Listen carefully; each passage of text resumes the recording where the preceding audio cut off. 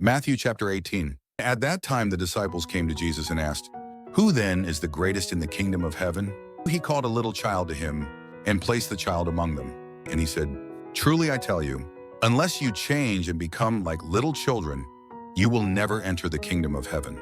Therefore, whoever takes the lowly position of this child is the greatest in the kingdom of heaven.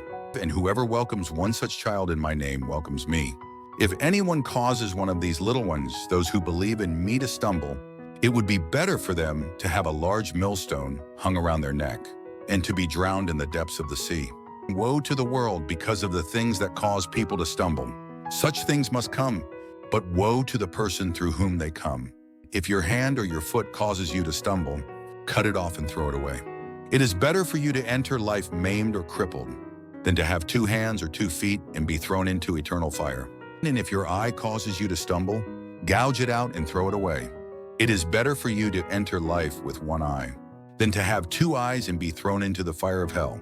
See that you do not despise one of these little ones, for I tell you that their angels in heaven always see the face of my Father in heaven. What do you think? If a man owns 100 sheep and one of them wanders away, will he not leave the 99 on the hills and go to look for the one that wandered off? And if he finds it, truly I tell you, he is happier about that 1 sheep than about the 99 that did not wander off. In the same way, your Father in heaven is not willing that any of these little ones should perish. If your brother or sister sins, go and point out their fault just between the 2 of you. If they listen to you, you have won them over. But if they will not listen, take 1 or 2 others along, so that every matter may be established by the testimony of 2 or 3 witnesses. And if they still refuse to listen, tell it to the church. And if they refuse to listen even to the church, treat them as you would a pagan or a tax collector.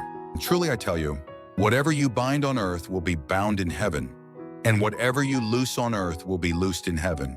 Again, truly I tell you, that if 2 of you on earth agree about anything they ask for, it will be done for them by my Father in heaven. For where 2 or 3 gather in my name, there am I with them." And then Peter came to Jesus and asked, "Lord, how many times shall I forgive my brother or sister who sins against me? Up to 7 times?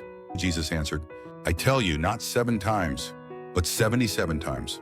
Therefore, the kingdom of heaven is like a king who wanted to settle accounts with his servants. As he began the settlement, a man who owed him 10,000 bags of gold was brought to him. Since he was not able to pay, the master ordered that he and his wife and his children and all that he had be sold to repay the debt. At this, the servant fell on his knees before him. 'Be patient with me,' he begged, 'and I will pay back everything.' The servant's master took pity on him, canceled the debt, and let him go. But when that servant went out, he found one of his fellow servants who owed him 100 silver coins. He grabbed him and began to choke him. 'Pay back what you owe me,' he demanded. His fellow servant fell to his knees and begged him, 'Be patient with me and I will pay it back.' But he refused. Instead, he went off and had the man thrown into prison until he could pay the debt. When the other servants saw what had happened, they were outraged and went and told their master everything that had happened. Then the master called the servant in. 'You wicked servant,' he said, 'I canceled all that debt of yours because you begged me to. Shouldn't you have had mercy on your fellow servant just as I had on you?' In anger, his master handed him over to the jailers to be tortured until he should pay back all he owed. This is how my heavenly Father will treat each of you, unless you forgive your brother or sister from your heart.